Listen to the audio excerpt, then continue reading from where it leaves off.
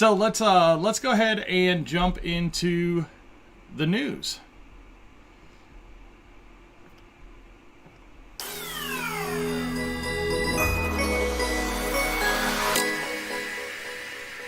All right, we've got a 15-minute timer here, and we are going to talk about some Disney news from this week, which I thought was going to be a really slow week. It was really shaping up to be a really slow week, And then like the weekend and today happened. yeah, and then it kind of everything happened really quick. So let's start with the big one, and let's talk about the price raises at Walt Disney World. First one is with annual passes. So go ahead and start with that one.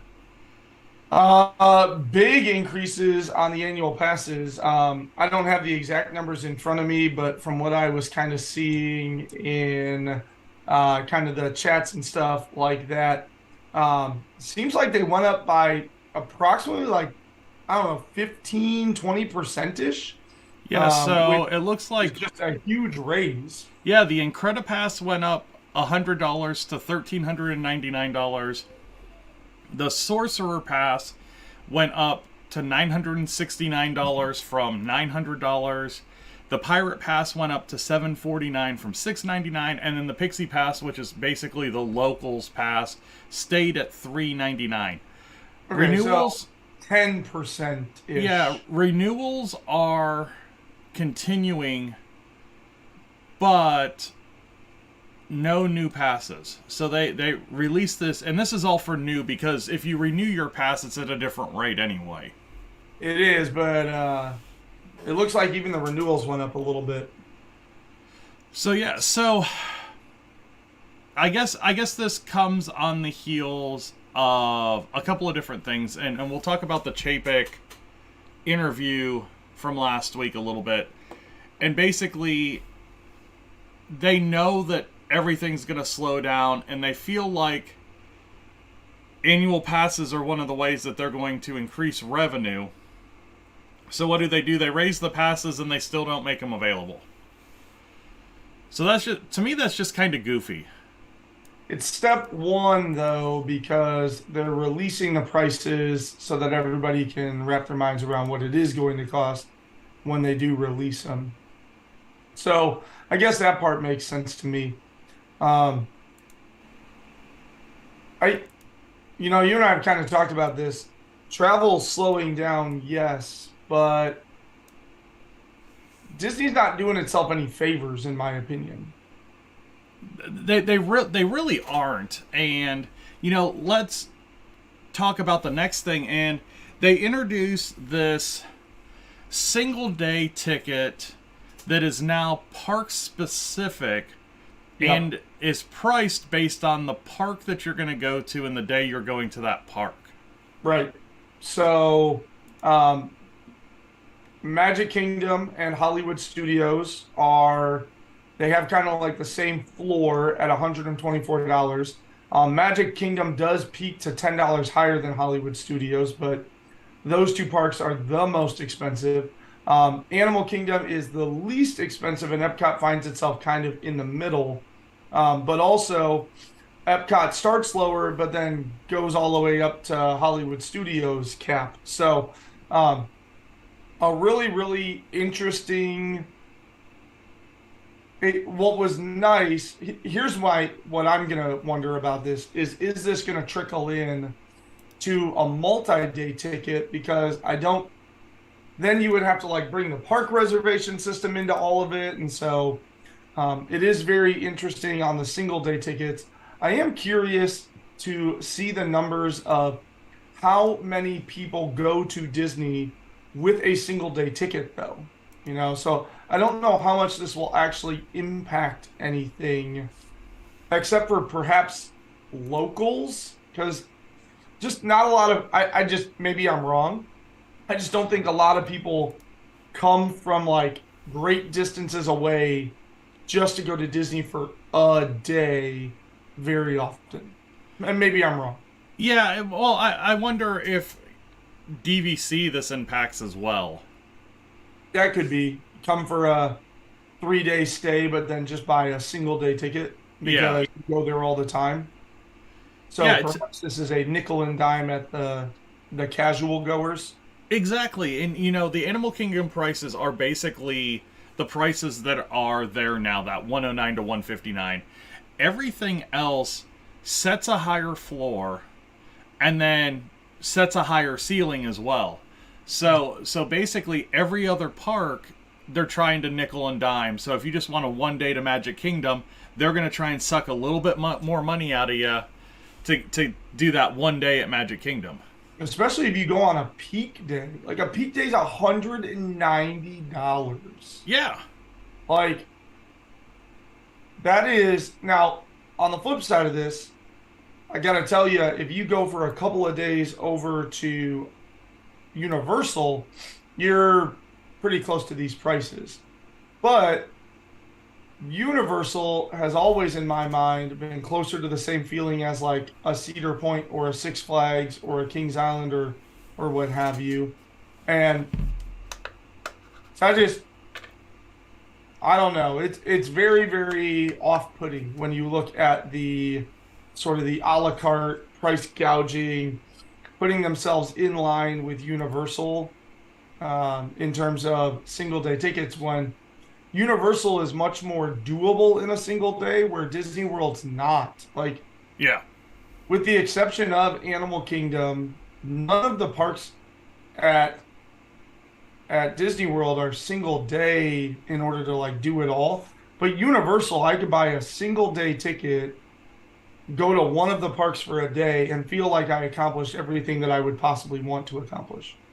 Yeah, and not only is Disney raising the prices, let's get to the other big piece of news that came over the weekend. Is Disney is now putting a hiring freeze out, which and means, layoffs. Yeah, so that means that your guest experience in some way is probably going to be diminished, and you're paying higher prices. And it also means that dining plan's not going to not be coming back anytime soon. Yeah. I mean, you and I on this show have publicly discussed our dislike of the current leadership. And I know we've talked about like, well, Disney World has its own president of operations. And I don't know. These decisions seem like they're coming right from the top. Yeah, they do. They do. And I'm not going to sit here and say I don't think that that's where it's coming from. I really think, when you're talking about a hiring freeze and that kind of stuff, and really this diminished park experience, that's coming directly from Chapek. Those are staffing decisions coming directly from the top.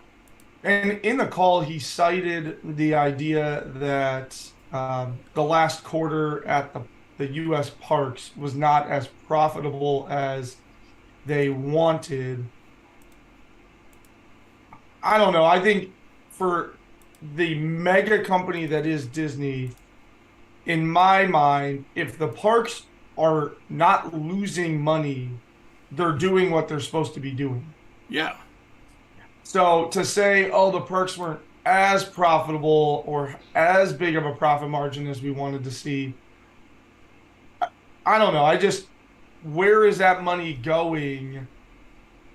That, like, what aspects of Disney is in the red to where we need to suck every bit of dollar out of the park aspect of our company to then fund those other areas? Because you're like, well, the movie studios are profitable too. Executive bonuses. Right. I mean, that's what I mean. It doesn't make any, and these people, these executive bonuses, like, you're talking those individuals are, in the top 10% of income earners in the globe, yet we're concerned that the parks only had, 9% growth, and we were really shooting for 11% growth. And it just doesn't, it just boggles the mind of exactly what you said. Like, there's nothing about the company that says, well, we didn't quite hit as much profit as we wanted, so we better reduce costs reduce costs is not going to drive profits up in this situation. Yeah. Because there's already enough people who are upset about the microtransactions, how many people used to go to Disney all the time that are now kind of piecing out on it essentially. Yeah, and that's the thing. It's just, I think you're losing the long time park goer is really looking at the parks right now and saying, is this somewhere that I really want to be? Do I really want to spend what I'm spending to not get what I used to get?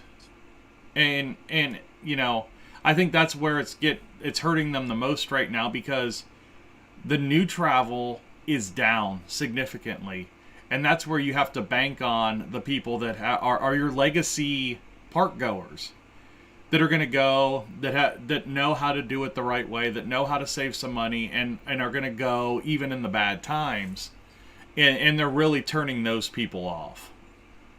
So yeah, it's a weird dichotomy right now. So let's talk one more thing about some pricing, and then we'll go into a different thing. So they announced the ticket prices for the military this week as well, and I can't find it, but those prices stayed the same as they have in the last couple of years. I have no clue where it went. Oh, there it is. So it's the salute to service military discount tickets. They can choose between a 4-day or a 5-day military ticket to visit in 2023. Really, the only thing that's changed on this is there's a blackout date, or a couple of blackout windows on these tickets, which there haven't been in years past. But the Park Hopper option is $369 for the 5-day, $399 with the Park Hopper Plus. The 4-day with Park Hopper is $349 and $379 with Park Hopper Plus. 2 blackout windows, April 2nd through April 15th, which is kind of that late spring break period, and then November 19th through 25th. Now, one thing I have to say about April 2nd through April 15th is that is really, really late in the spring break window. Do you think that that's when they're going to open Tron? Oh. It's just a weird set of dates. Yeah, that's interesting. I don't know if it's all that weird. That's the week of my break. It just seems really, really late. I mean, you guys have a late break in the state of Indiana. That's true. Because we go to break 3 weeks before that. Yeah, that's a really interesting thought that perhaps they're shooting for an April 1st open date. Let's hit a couple of other things real quick to end the news. Disney has pushed back the reservation cancellation window for restaurants to 2 hours prior to your reservation. You can do a cancellation without getting charged. And then the other thing that I had was they released the preliminary drawings for the Cake Bake Shop that's going to be on the boardwalk, that's taking the place of the ESPN Club. And it looks like the Cake Bake Shop here in Carmel. You can go on WDW Preps Twitter, or you can just check out our retweet of it on the Twitter over at Disney Insights. Any news that I missed? Not incredibly noteworthy. The biggest things, yeah, cutting costs and raising costs all at the same time, depending on whose perspective you're looking at. Yeah. Oh, and only 2 dates left for Very Merry. December 11th and December 15th are the last 2 dates that are not sold out. So if you do want to go, or 13th and 15th, if you do want to go to the Very Merry Christmas Party and don't have a ticket right now, those are your only dates. And it doesn't sound like they are having the same day of sales that they've had in years past. I've heard a lot of people saying that they're going up to guest services and there's no tickets available. So yeah, that was the way it was during the Not So Scary as well. It was really difficult to get day ofs.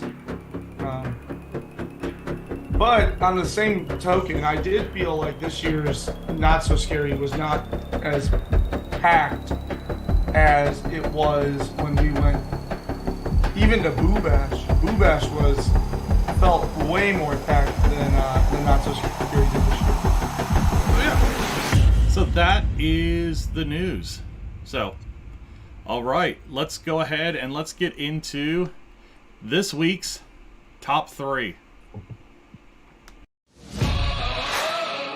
Business trip. Did the people move around? It does tingle a little bit.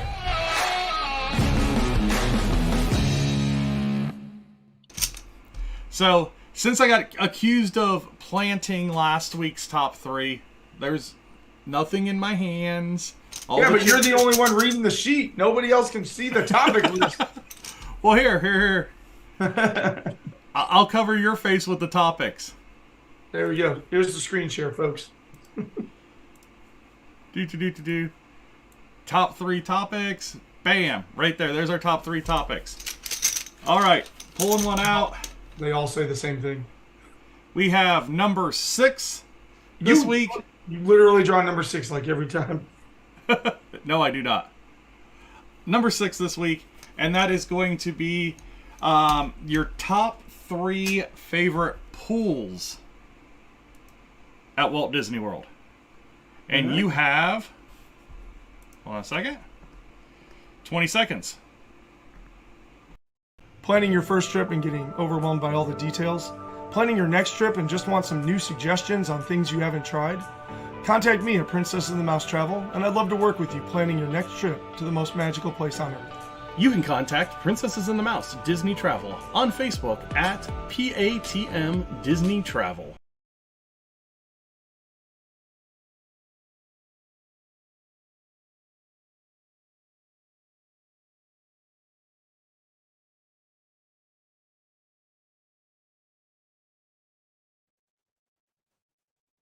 It's a great start. It's awesome when I just click off my thing.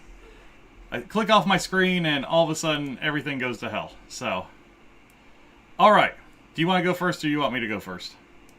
Doesn't matter, but you know what my number 1 is, and if you take it, I'm coming through the computer. Yeah.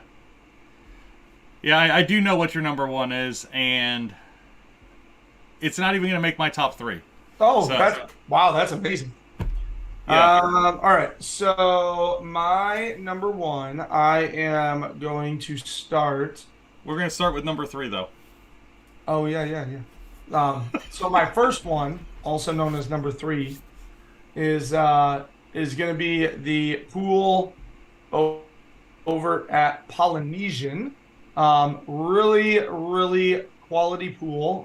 Water slide is really fun, and just kind of everything about it, just because of the decor and the splash pad and the climbing up the rocks to come down the slide, just and the 0 entry on the back end, the bar over to the side, just kind of. And then the best part is looking out of the pool. The castle is in the background right across the lake. At nighttime, you can just kind of lounge in the pool and they will pipe the music in from the fireworks show. So lay in the pool, watch the fireworks show, hear the music from the park piped in to the area. Just kind of everything about it. And then just the decor of the Polynesian being all tropical oasis, just kind of sets you on that tropical vacation mode. And so really, really enjoy the times that I've been able to swim in the Polynesian pool and just kind of spend some time in and around that area. So that is going to be my number 3. All right. Well, my number 3 is going to be the big blue pool at Art of Animation. So great pool for kids. Big walk-in splash area. Good theming to Finding Nemo / Finding Dory. Speakers underwater. Just a really fantastic pool if you want to spend some time there. And you know what we fail to talk about is we're really highlighting like the main pool at a resort in most cases. In a lot of these resorts, there are 2, 3, 4 different pools that you get to choose from. So like Art of Animation and Pop Century each have 3 pools, and that's a pretty cool thing to think about, that everybody's not trying to go into one pool. So my pool number 3 is the big blue pool at Art of Animation. So what is your number 2? The big blue pool. My number 2 is going to be the main pool, as Matt just kind of mentioned, over at Caribbean Beach. So that is the Fuentes del Maro pool over at Caribbean Beach. Fantastic. It is themed after a Spanish fort that is like under siege. So some of the walls have like bits blown out of it from cannon fire and all that stuff. What makes this pool absolutely great, kind of the similar thing, it's up in the front by the main building. You have this big poolside bar that also has like a little eatery attached to it. You're close to the main building, so you can go in and grab a go order out of the marketplace. And then you can just set up camp in this pool during the day. There's plenty of like events that your kids can go, trivia, all sorts of games. Big splash area, good size slide, a hot tub back behind the more kind of like a secluded hot tub, makes it more like an adult oasis back behind the hustle and bustle of the main pool. And then just a little side slide as well. So definitely my favorite intermediate pool over there at Caribbean Beach, because again, great place to just take a day off and just spend like 4 or 5 hours there, and you will have a great time the whole time you're there. Yeah, my number 2 is I'm going to go to a deluxe resort, and I'm going to go to the main pool at the Contemporary Resort. When you get into your deluxe resorts, a lot of them will have water slides and that kind of stuff. Another pool with a water slide. It's more of a classic style pool, but what makes it really fun is the things that they do around the pool. They've got trivia, they've got music, they've got all kinds of things going on all the time, just like you would have at like your weekend neighborhood pool. But it's behind the Contemporary, and it's back there on the bay, and just really nice area, and really cool pool to spend some time in. Really got to spend a lot of time at it the COVID year when we got stuck at the Contemporary for a few days, and really got to enjoy that pool for a good amount of time. So that is my number 2, the pool at Contemporary Resort. Let's go to our number 1 choices. So Matt already knows what my number 1 is going to be. It is the shared pool between the Yacht and Beach Club. So here's the thing about this pool. With all of the different features that I'm about to mention, it actually has to be registered with the state of Florida as a water park. So it is officially registered as a water park. Here is the amazing thing about this pool.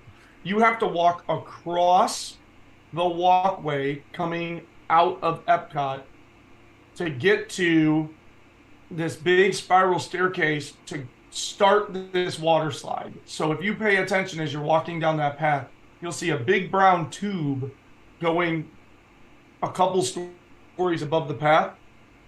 That is the water slide. So the water slide shoots you through this tube and then pops out into openness, and then you go through a couple of little waterfalls, and then you splash down. And if that wasn't enough, there's another little slide over there in the shipwreck. And if that's not enough, there is a whirlpool area where they've got the jets angled in such a way that you will literally just keep going around in a circle if you let your body free float. There is a volleyball area. There are multiple hot tubs. I believe there's 3 hot tubs. There is a lazy river, and there is a sand bar where kids can like play in the sand inside of the pool, and a bunch of the pool is sand bottomed. So you just have this like massive play area, and it is just such a unique pool experience. And it is one of the main reasons that, and being able to walk into the backside of Epcot, the pool and walking into the backside of Epcot is the reason why Yacht and or Beach Club are my top resorts on all of Disney property because of just the amazing experience. When you stay at those resorts, you have to fight your kids to go to the parks because they would rather just be back doing that. Yeah, Stormalong Bay is the name of the Yes, area sorry, over I there. forgot to say Storm Along Bay. All right, my number one, before we get to that, if you have made it this far in the video, definitely hit that like button, subscribe to the channel, and if you want to submit an idea for a top 3, go to our website, patmdisneytravel.wixsite.com/planning, and check out the little box up in the top right corner, and it will let you suggest topics for this and our client question section of the shows. So definitely do that. My number one, we've gotten to do it once, and it is the pool at Riviera. Riviera, the brand new resort, is absolutely fantastic in a lot of different ways. But their pool area, not only do they have a huge deluxe style pool with water slides and all that kind of stuff, their secondary pool is awesome. They've got a bocce ball court. That whole little area where the pools are is unbelievable. And it's a great place to just, again, waste a day and not go to the parks. You've been there. Have you enjoyed the pools at the Riviera? Yeah, I actually thought about going to Riviera, but I felt like that was a cop out since, most of our viewers know that that's where my DVC is at. Um, yeah, it's beautiful because there's a couple of kind of porch swings and like you mentioned the bocce pit. There's a chess set. The quiet pool just off to the side is kind of a shallower pool, so it's really nice to just sort of lounge around in. Um, Zero entry on the main pool, hot tub, really nice water slide. Yeah, all fantastic stuff at Riviera for sure. Worthy of a number one. Like I said, I didn't want to take it as a cowboy. Oh, of course you pick Riviera. It's your own Well, resort. I mean, but if you went Riviera, I was going Yacht and Beach Club, so it didn't matter. Our number ones were going to be the same no matter what. Yeah, it's just a question of which one you bring up for sure. Yeah. All right. Again, if you have one that you like better than the ones we talked about today, definitely put it down in the comments, put it in the chat, let us know. And if you want to submit a question or an idea for the top 3, PATM disneytravel.wixsite.com/planning and fill out the form in the top right corner. Peter, how can people find you? Facebook, just type Disney Travel Agent or Princess and the Mouse, and you will find me and my family standing in front of Expedition Everest until I change the photo that I mention every week because my kids are like 4 years out of date. But yep, that's the easiest way to find me, and then we'll get talking about your amazing vacation and everything that I can do for you. And as long as you're doing a package or staying at going to the parks for more than 3 days, it is at no cost to no additional cost to you. So It's at no cost to you. I was like, that's what you did. all right, Peter. Thanks for joining us on the top 3. Let's get into the client question.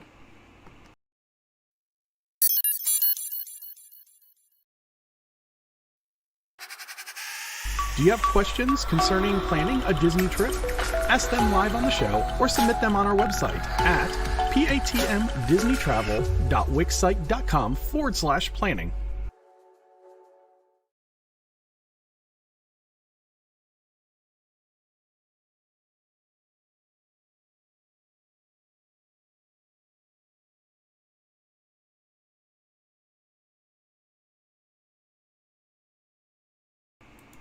All right, here we go.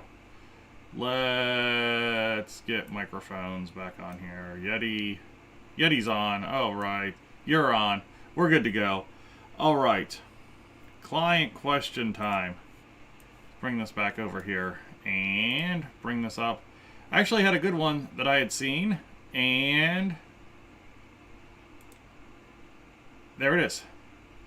So, client question is, how far ahead should you book, and is there a benefit in booking that far ahead? I'm going to give this right to our travel agent.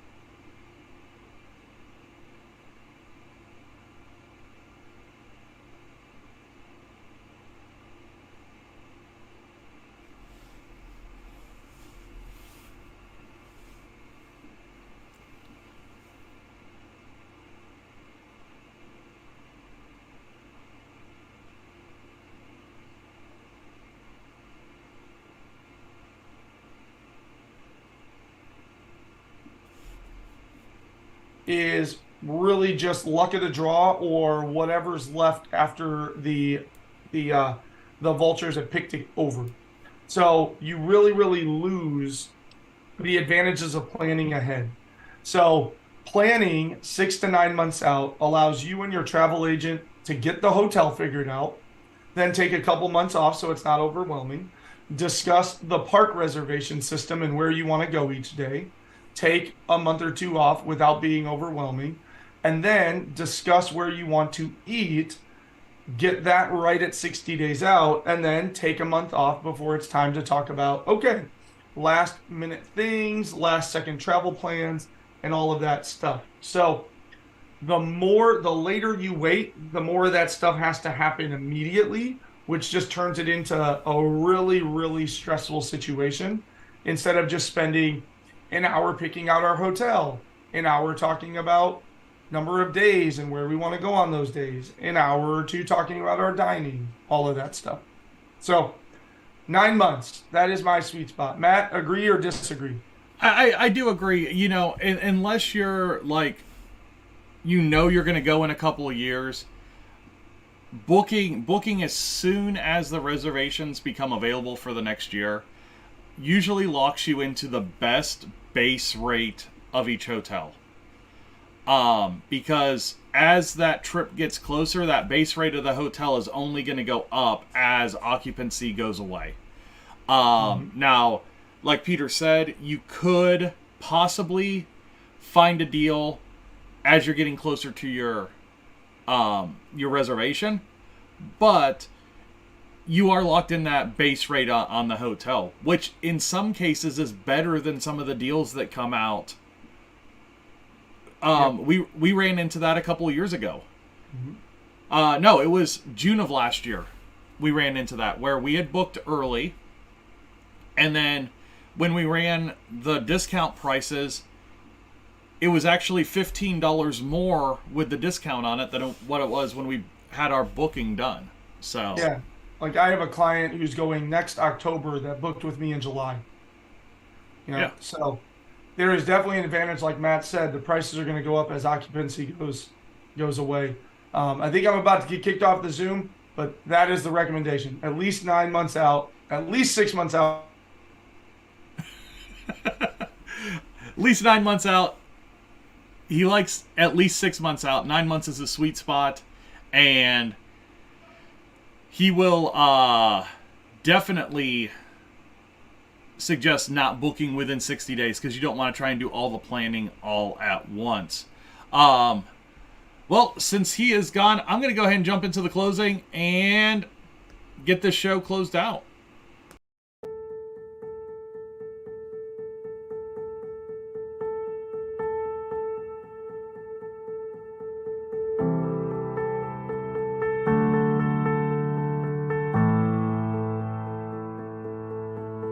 Peter from Princesses and the Mouse joined us today. You can find him over on Facebook at PATM Disney Travel.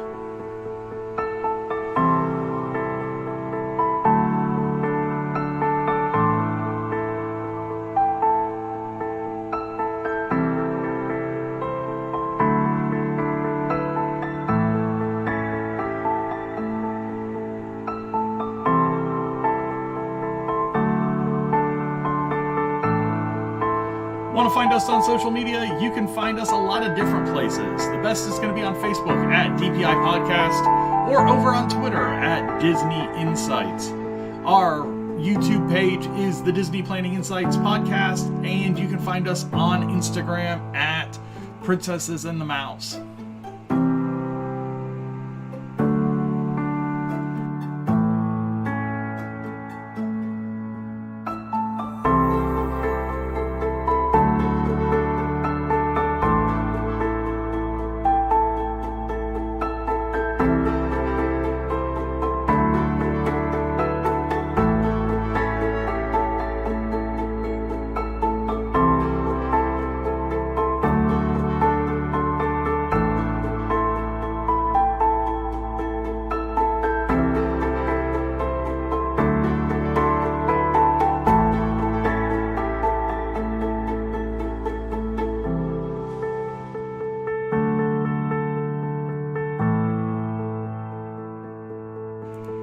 want to thank everybody for joining us today.